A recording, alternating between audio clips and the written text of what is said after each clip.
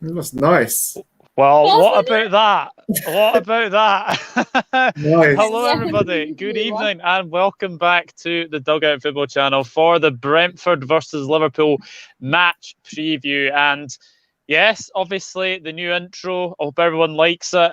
Big thank you to Vilva. I think I pronounced that right. One of my subscribers has managed to make that. So, big thank you. I really do appreciate it. But we are here for Brentford against Liverpool.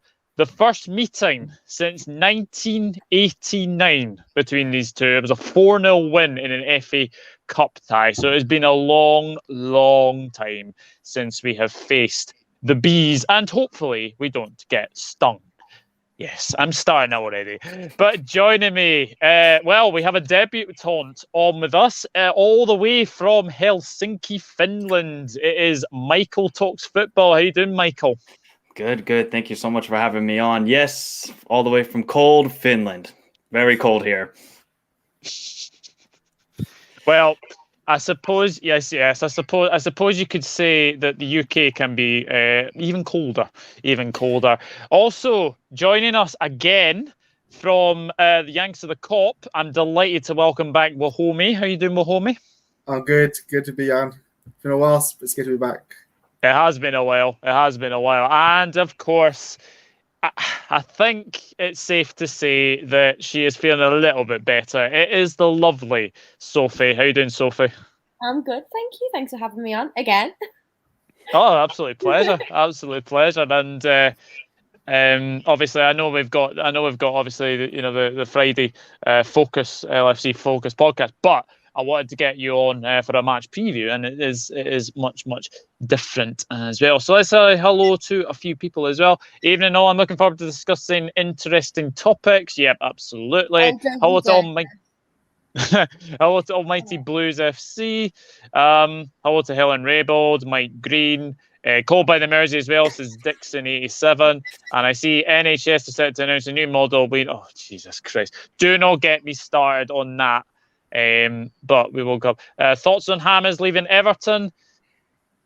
A fall from grace. Complete fall from grace. I'm sorry, but if you leave the Premier League to go to Qatar, money. So, yeah, that's all I'll say about that one. But let's start. Let's start with our opponents, Brentford. I have to say, I have been very impressed with them. 8 points from the first 5 games. Basically announced themselves with a 2-0 win over Arsenal in the first game. But then again, Arsenal. Sorry, Keith, if you're listening in. Michael, what have you made of Brentford so far? They are a very good team, I must say. They just set up so defensively, which you can say is boring, but hey, if it gets results, that's the most important thing. And I've been kind of following Brentford for the last couple of years because of the model that they have at the football club, just money ball system, buying players for cheap and selling them more expensive, like Ollie Watkins, Ben Rama, and those sort of guys.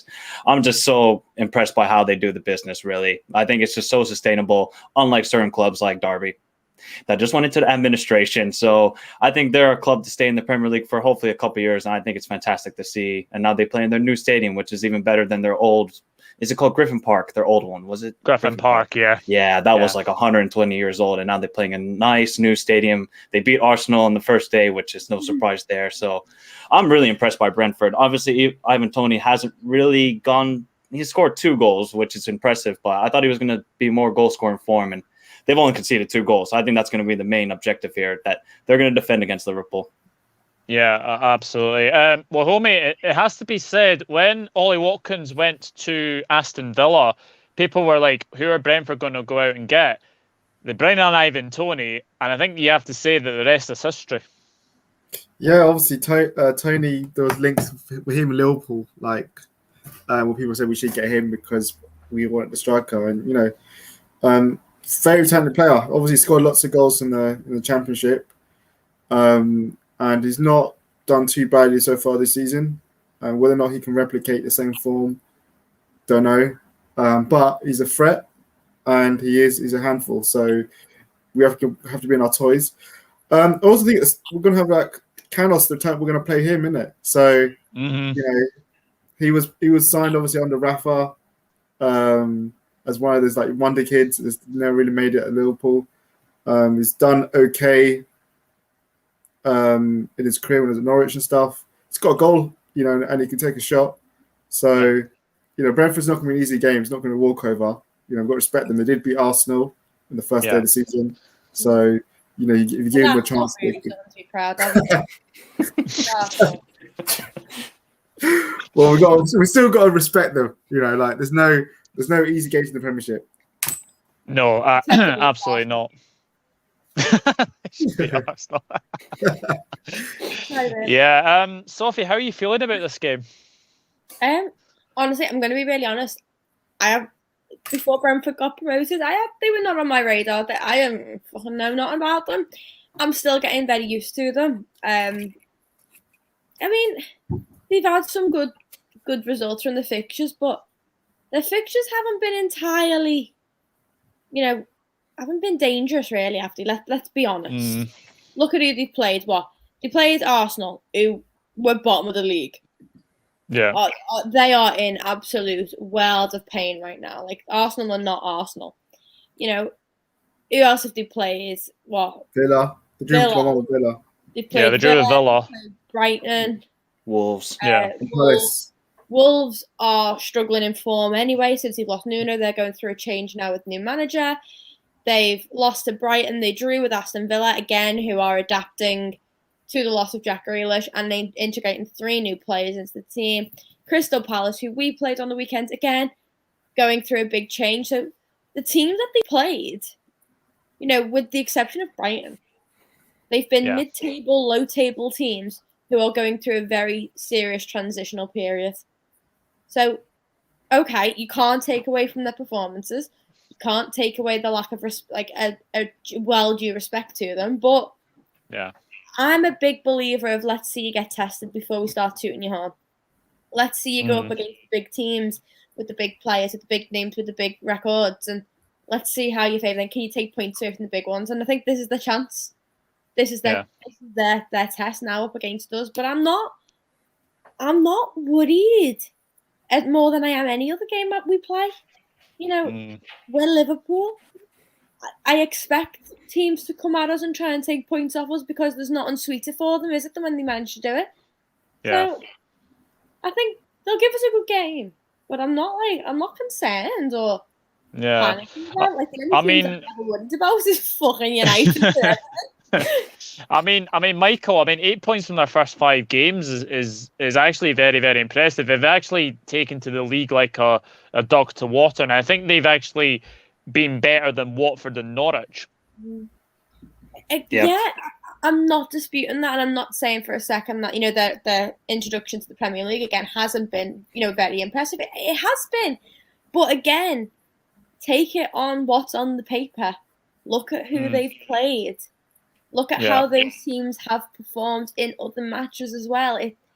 It's an amazing thing for them, but in retrospect to the entire league, they're still in the shallow end.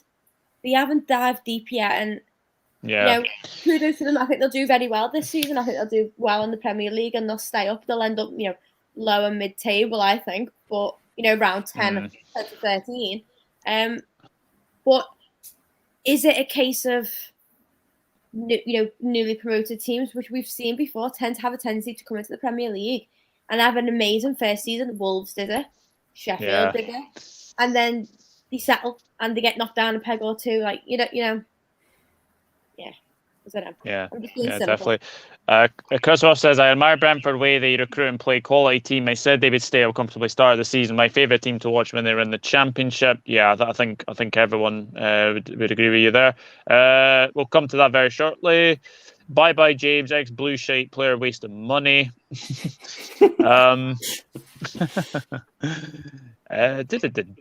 Scored goals for fun in League 2, League 1 in the Championship. Yeah, that's about obviously Ivan Toney. Brentford are a good side. I think they will stay in the Prem, but will give us a good test, in my opinion. Yeah, Michael, just obviously on that, loads of people would probably have predicted at the start of the season that probably Brentford would have been one of those teams to potentially, go down. Have they surprised you a little bit? Not really. I said they would finish 15th in my Premier League predictions. I knew that they were a good side with Thomas Frank as the manager, and he's a very good manager, good with youth players. And they're just a bunch of Danish players, got some English players, Sergi Canos, of course, Baptiste in the midfield. So I think they're a very good unit of players that play well with each other. They have a system that works for everybody. So I kind of figured that they would stay in the league, kind of like how Wolves came with the plan, Sheffield United came with the plan, unlike Norwich, who don't have any plan, and they're just shite, basically, Norwich. And Watford, well, we know they're going to sack their manager by December, January, so we know that. But I think Brentford, they have a plan, they have a style of play, it works. I mean, it's not the most sexiest football, I would say, but it's a good plan, and I think they're going to comfortably stay up. I would say 15th or 16th, and they'll be fine. Yeah, I actually have them in between them. I like how you said Norwich is shy despite being Finnish and obviously Teemu Pukki's biggest fan as well. Wait, there's one Finnish player on Brentford as well who just scored 4 goals in midweek. Marcus Forss. Scored 4 goals in the midweek against Oldham, but Oldham are shit too. Aren't they in League 2 or something like that? League 2, yeah. Absolutely. There we go. Mike Green, I know that you obviously are a United fan. But hopefully that doesn't happen. But to be fair, Ivan Toney is a very, very good player. Halter Rich Sports as well. Interesting prediction. Yes, absolutely. Jamie Phillips, Football Chats. Hello. Easy win. 4-0. Don't see a lot of problems. We shall see what happens. Yes, Rich. Brentford should have been in the Premier League last season too. They were the far better team than Fulham on paper, in my opinion, when they lost to Fulham in that playoff final. Yeah, absolutely. Come on, bees. I think Liverpool win this, but don't see Brentford having any problems staying in the league, says Rich Sports. Absolutely agree. James Rodriguez only turned up in August last season. That's it, the greatest one-hit wonder ever. And especially with what obviously Mo Salah has been quoted in being a one-season wonder. Yeah, I think Chris Welsh just hit that nail on the head. So Dangerman, Wahome, who are we to look out for in this game, do you think? I think probably obviously Tony, Canos, probably the ones that I think we're looking out for. When we look at Brentford team, they're the ones who are probably like top goal threats. And also maybe, I think there's the main two. To be honest, I'm looking at thinking that could cause trouble.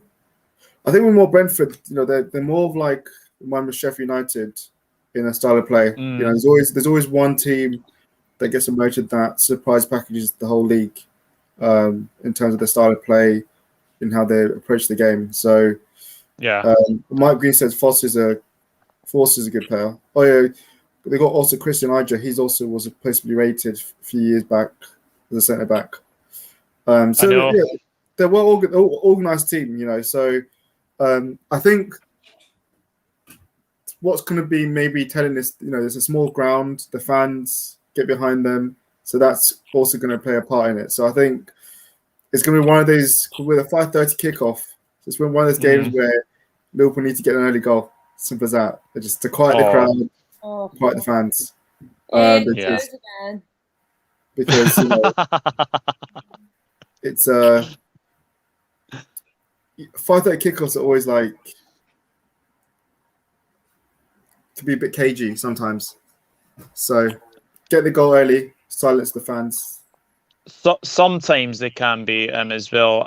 Very good statue of a club and how it should be. Yeah, absolutely. I would 100% agree with that. And yeah, they've had a very, very good start to the season. But we go into this game, midfield dilemma for Klopp. If anyone has noticed, Naby Keita is injured by basically hitting a blade of grass. Oh dear. Yeah, technically. He's not injured. Technically. Mm-hmm. And that's the word there. He felt something knock in a Mickey Mouse Cup game.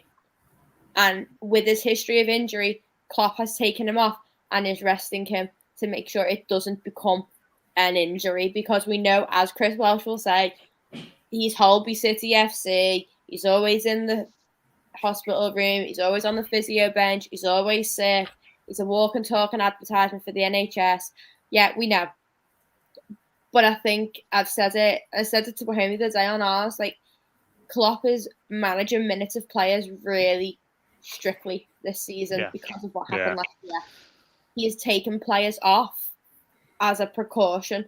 They get a slight knock, and he's like, right, you're not playing through it. You're off. He did it with Andy Robbo, and he missed, 2 weeks? And it wasn't that bad in the end. He had the boot on, but it wasn't really anything necessary because he's back in training like a week later. Yeah. He's done the same with Thiago. Thiago's going to miss this game as a precaution because he's twinged something in his calf. They're not injuries. They're just little niggles that in any other season we probably would just played them through it. We'd have given them, managed time in training, and the physios, they would have had a little bit of a physio break as well, a bit of treatment time, rehab time alongside it. But this year seems to be very much a case of, no, you've got a little niggle, you've got a little pull. We can afford to lose you for a game or two over losing you for a third of the season. It makes sense to me, and I'm okay with Naby Keita missing this game. I am as well. I'd rather save him for the fixtures afterwards. Yeah, absolutely. Yeah, Michael, do you think Klopp will have an eye on Wednesday night against Porto? Yeah, we have Porto, and then we have Man City after that. My God, I don't know how our midfield is going to be able to cope with that. We're probably going to have to play like Curtis Jones in this game, possibly, and then maybe Naby Keita comes back for Wednesday, or then is it Sunday against Man City? I think it's Sunday against Man City. So so really we're in a big midfield dilemma, and that's what I was saying the whole transfer window, that we need to sign a midfielder because we just don't have the squad depth in the midfield spot like Ox. But Ox, man, he is terrible. I'm sorry, he was horrible against Norwich City. This is not the Ox that I remember scoring that semifinal or quarterfinal goal against Man City when he absolutely rifled that into the top left corner. This is not the same Ox. After that injury, he's not the same. So, our midfield is a big problem right now. For me, all I care about is Thiago's fit for City game. That's it. Yeah. That's all I care about. This weekend, Jones, Hendo, and Fabinho is fine midfield, or Milner, or if he plays Milner, that's fine. I don't see the panic. Keita's back for Porto. He can play in Porto then. As long as Thiago's fit for City, that's the big one for me. Oh yeah, because we need. That's the game when we're going to need Thiago. So. So for me, I'm fine with both of them not being fit for this weekend, like Sophie's saying. Rest them, take care, put them in cotton wool, and just Jones is good enough. He played well against Norwich. Or if he wants to do a wild card, he can put Minamino in there. So that is very true. Helen Rabel's asking Kay doing a mat at him. No, definitely not. Fair play to Kay. He's a 1 month in football. Hard to play games these days. Yeah, I just don't want to be a month injury. No, absolutely not. Good evening to Pete Sherpowers. Hope you're doing well. I'd say, to be fair, part of Klopp's caution is this is because of their low lack of squad depth. Kicking the floor hurts like hell, especially how hard the Prem pitches are. Klopp did say only missing this game, we are fine. Yeah, look, I think it was all positives to take from him. Obviously, that Norwich game. Sophie, do you think anyone who started that game against Norwich will start this game against Brentford? I'm not sure. I feel like over the last few years, our lineup has been pretty easy to predict who's going to play what game and when. And Klopp's shown us this year that he is willing to change it up. And Minamino played really well, and so did Divock Origi. They've played a really good game, and is this their chance to deserve a Premier League start? Minamino got 2 goals. He got a brace, for Christ's sake. Like, that's not too. I know it was Norwich, and I know it was a cup game, but he still played like it was the most important game, like a cup final, didn't he? And I don't know, but I don't know. I actually don't know anymore what he's going to do. I can't read the man anymore. It's very, very difficult. It is very, very difficult. But I do agree with you. I think Minamino and Origi had some very, very good games. The one I think they'll probably start, Michael, is our Greek scouser Kostas Tsimikas, because at this moment in time, I think he is undroppable from the team. He is playing unbelievable. He's putting better deliveries than Robertson. I thought I would never see that from another Liverpool left back. It's pretty remarkable. Yes, defensively, he's not as good as Robertson, or he doesn't have the same work rate as Robertson. But my God, I didn't know Tsimikas was going to be this good. I am so wrong about him. I thought he was average last season. I was like, he's okay. But now this season, he's taken over. Preseason, he looked good, and now he's coming into his own form this season. Lovely to see that we have a backup at left back. Now, can we get a backup at right back? That would be lovely to see because Trent is injured, or well, he has the flu. So we got to play James Milner, the better James. Yeah.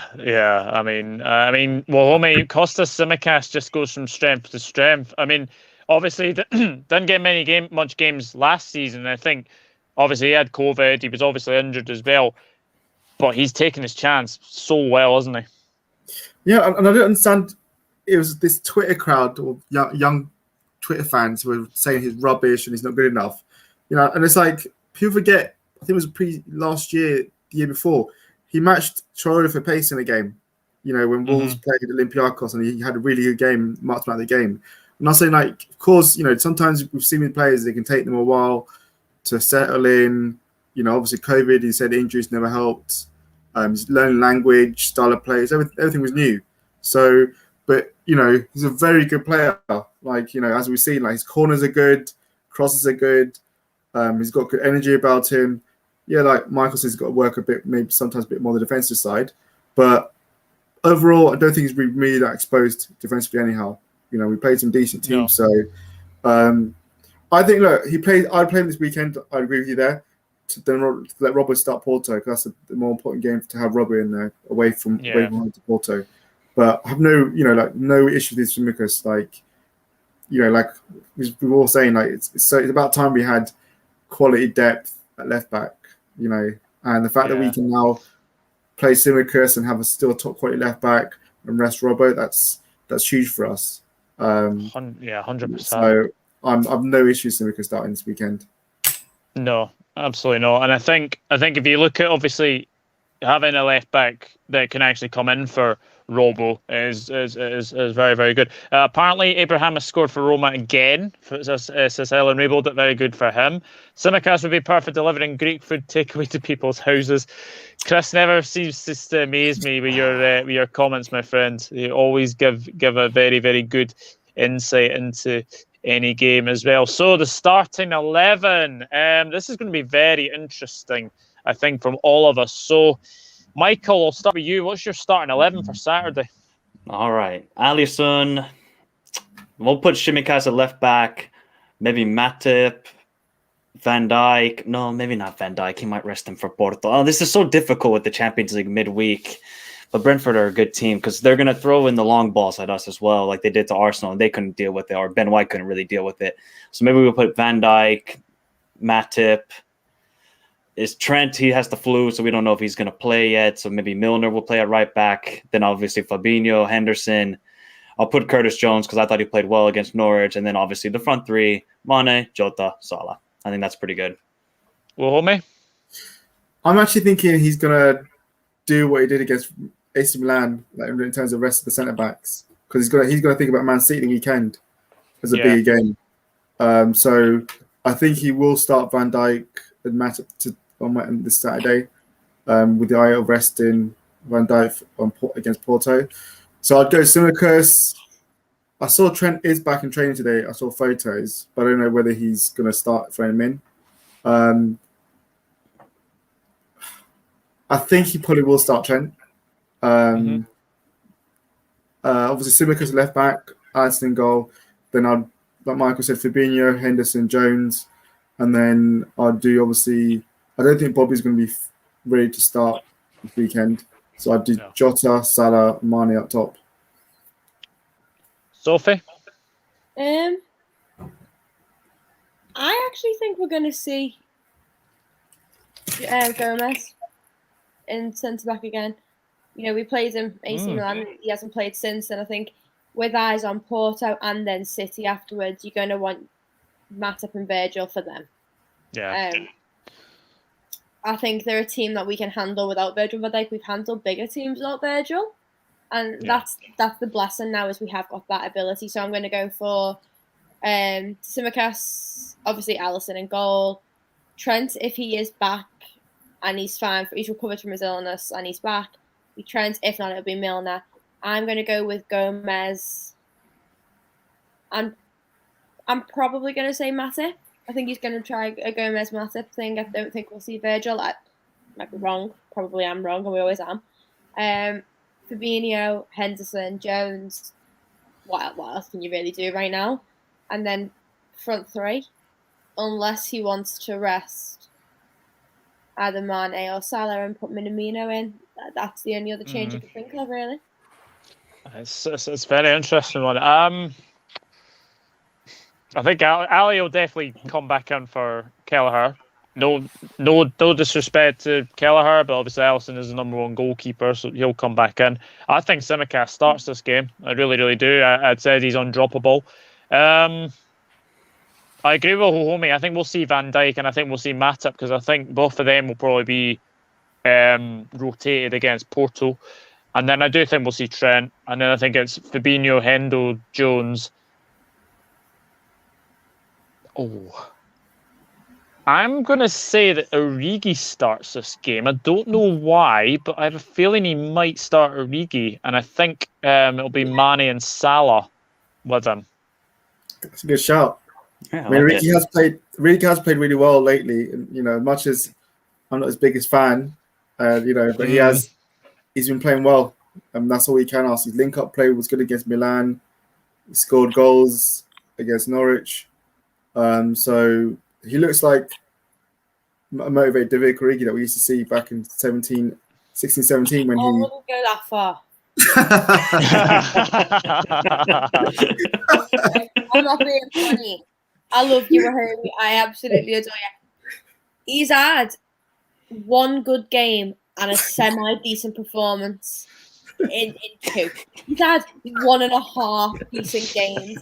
That's like, when you go to work and, you've got your holidays coming up, and you don't want to push your back, so you take them off yet, and you kind of like, you do your work a little bit better that day so you can go on time because you're going on holiday type thing. Like, you're not really doing it for any other reason, are you? Like, it doesn't mean you're a great worker. It doesn't mean you're fantastic. Again, it doesn't mean you're the same as you were when you first fucking started.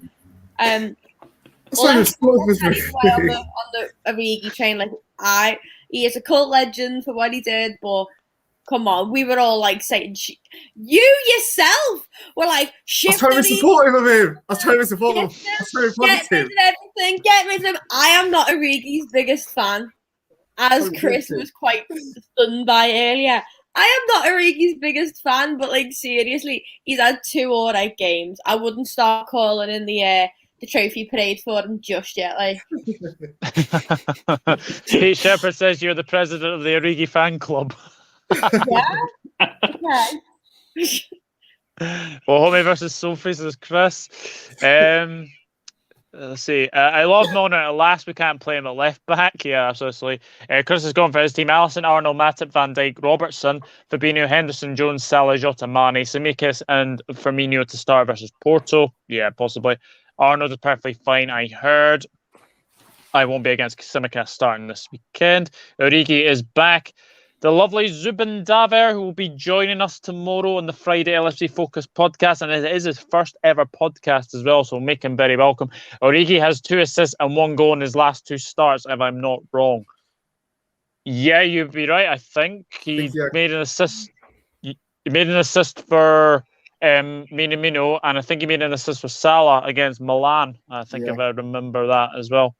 Hello to Devils United. Hope you're doing well. As well, but yeah, I think it'll be Origi over Jota. Just got a feeling.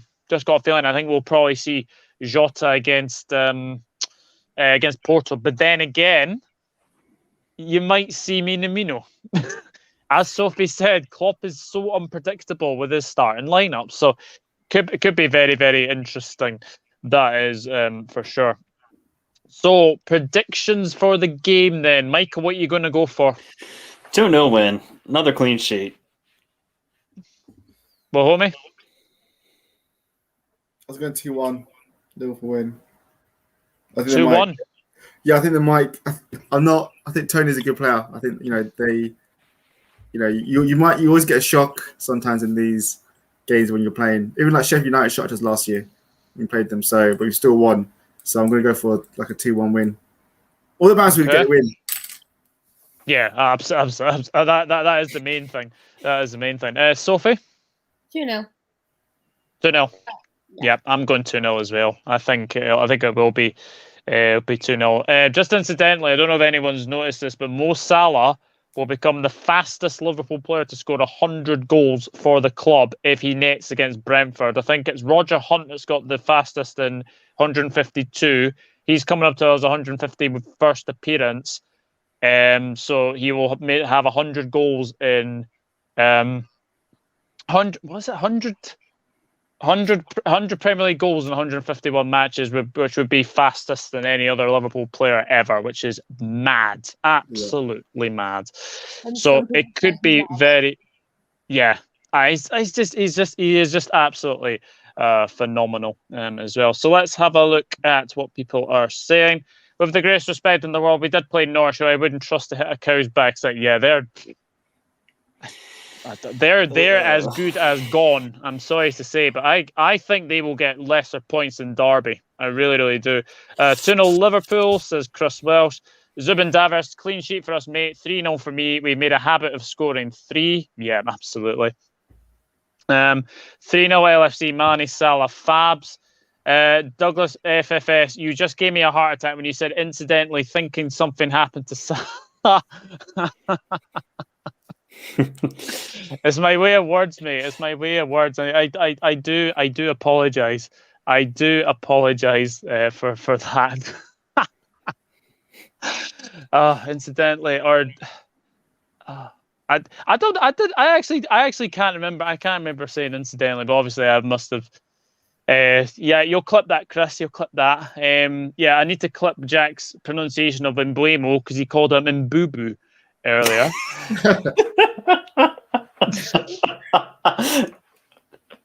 which I think is quite funny as well.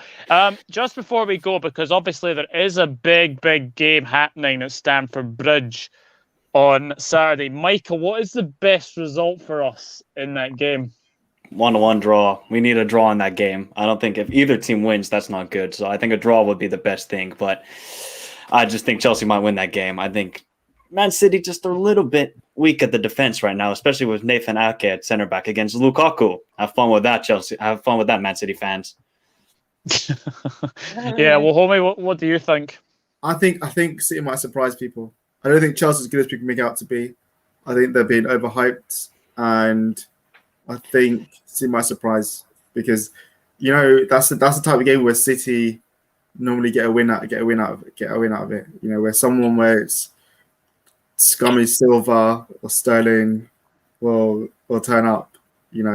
So I actually wouldn't mind City winning because it breaks Chelsea's invincibility rubbish, and the media will stop hyping them up, and then it brings them back down. And we did Brentford, we get a lead on both of them. So yeah. So for me, I'd rather City win than if I was to pick. Well, it's safe to say, Sophie, we have to get these identical results out of our way ASAP because that's just very, very spooky. How do you see that one going, Chelsea City? Honestly, I completely agree with what Wahome just said. I think people are very quick to overhype Chelsea. Yes, they've started off very well this season. Yes, they won the Champions League, and I've said it before and I'll say it again.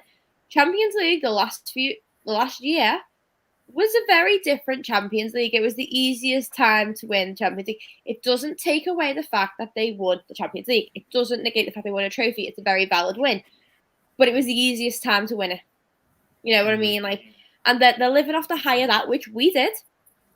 We swung on those coattails for the 18 months. You know what I mean?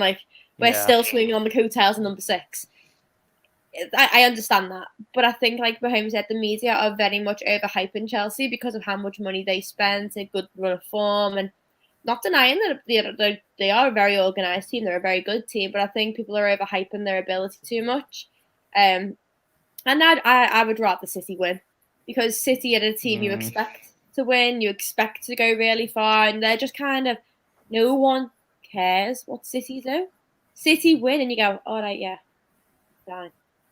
It's expected that they win, so you've got to try and take all the points you can take and take points from them. You know what I mean? That's your job as a team who wants to win. I'd rather Chelsea lose, because if Chelsea lose, it shuts them the fuck up. And I stopped seeing this shit on my timeline where they're like, oh, we've got the same results as Liverpool, but we've had harder competition. We're a better team than them. Blah, blah, blah, blah, blah, blah, blah. Shut the fuck up. Who invited you to the party? Because you're not even welcome. They're insufferable. They are insufferable right now. They need to be knocked, because they think all of a sudden that they are on the... Sorry, I'm going on a rant. They think all of a sudden that they are on the same pitch as us and United. And I'm sorry, you're not. United aren't even on the pitch anymore, so you definitely aren't. So get back down to your little hovel and shut up. Yeah. Kristoffer says Chelsea won, Man City won. I think City surely have something to prove. City started badly last season. Yeah, absolutely. Yeah, I'd rather City win, in my opinion. And then he goes on to say, Tuchel will be sacked if Chelsea don't win anything this season. We'll be in the title race. Just an opinion. We've seen it before. Chelsea fans were Arsenal fans before Rohan came. Oh, controversial. I think if Chelsea win this game, it is a big statement of intent, I'd say. Because, I mean, who have they faced? They faced us, they faced Tottenham, they faced Arsenal. They've still got to go to, I think, Old Trafford, or I think they've got Man United coming up to Stamford Bridge, but even then, I'd expect Chelsea to win. But I do agree slightly with Wahome. I think they are overhyped. Chelsea. And yeah, look, I think it's going to be a very interesting game. That is for sure. And then obviously, Lukaku gets injured, they're out the duff. Yeah. But do you guys really think they're overhyped? I mean, look at the way they play and defense they have. They have the best defense in the world. Like, like honestly, like they just. I mean, who has a better defense? You can't say Liverpool. I'm a Liverpool fan, but our defense. No. You say Liverpool have the best. That's like saying chocolate is the best chocolate, but milk is slightly better. It's not the same thing. Nah. Michael, Chelsea have a good defense because they play 10-man foot behind the ball. It's easy to look that good when you're defense. Do you know stat? Mendy's faced the most shots on target of any keeper. That's not a good defense. That's just a team that puts Tim behind the ball. But when Liverpool played against Chelsea, did Liverpool have any dangerous spots in the second half, do you think? No, not really, because Chelsea were they put everyone behind the ball. They were 10 men behind, the 10 men down. It was easy. If that was the other way around and we were 10 man, we would do the same thing that Chelsea did. Just put everyone behind the ball and try to play counter-attack football, which they tried to do. But I feel like if Liverpool got a red card in that game, we would be more under the cosh than Chelsea were. Because I think just Thomas Tuchel is he's such a good defensive manager. That's my opinion, really. I just think, you guys say that they're overhyped, and that's fair enough for you guys. I just think they're really good defensively, and I think they showed that in the Champions League final even though Pep overthought that game. And he might do the same thing this weekend. We know Pep. That guy's probably in his computer right now thinking all the tactics to do, and then he'll probably overhype it, overthink it, and then just probably put Gundogan at CDM again, for all I care. I mean, I'm not saying that Chelsea aren't a good team. And that Chelsea aren't good defensively. They are. But, this is weird. Me and Wahome aren't fighting for once. It's easy to look good when you're playing 10 behind the ball. And yes, they are able to play 10 behind the ball and have a counter-attack. But if you take Lukaku off them for injury or whatever reason, they are a Ferrari at back and a banger up front. They've got no forward press and attack when you null and void him. And their defence, it's not world-class. It looks world-class because of the results that are coming out of the end of it. But as Wahome said, their keeper has made the most saves. That is a great stat for him. But that's not a great stat for your team because you don't want your goalie to be challenged that much. You don't want him making that many saves because if he's making that many saves, that means that oppositional forces are getting through your world-class defence with like a hot boiled through butter. But do you guys think that, like you say, that Lukaku, if they lose Lukaku, they're missing their biggest piece? But then if Van Dijk gets injured again, then we're screwed again, aren't we? No, we're not screwed again. I think that Matip, Konate, and Gomez would be good enough to cover I my hope game. so. I hope so. Matip has played really well this season, but I've seen Matip in the past. Sometimes he can be a little bit of a liability. And Konate, we're still kind of yet to know, really. Well, I think in that position we'd cover for Van Dijk if he was out for a month and still get decent results. Yeah. But if he's out for the season, we're screwed again. Yeah, but I think like that happening again, to be honest. And to be fair, we weren't screwed. We had a terrible, terrible season, but we still came out third. Yeah. Somehow we pulled it off. I have no clue that's still. What we are as a team. We are the nitty-gritty team who will fight tooth and nail for it, and we do not give up because that is what we are about. That's our ethos of our club. I do not pin our entire back line on Van Dijk. I adore Van Dijk. I think he is the epitome of greatness, and he's the world's best defender. But he is not Liverpool Football Club. He does not make or break us, and he is not that linchpin that everybody thinks he is. They think you take that linchpin of Virgil and we crumble. We clearly fucking don't. Yes, it makes things more difficult because Van Dijk makes everything look effortless. Yeah. But you take Alisson out, and it's also a bit of a struggle. You take Mo Salah out, it's also a bit of a struggle. You take Henderson out, it's a bit of a struggle. You do that to any team. Take any of their key players out, and they're going to falter in that area. But the whole team does not crumble because one player is gone.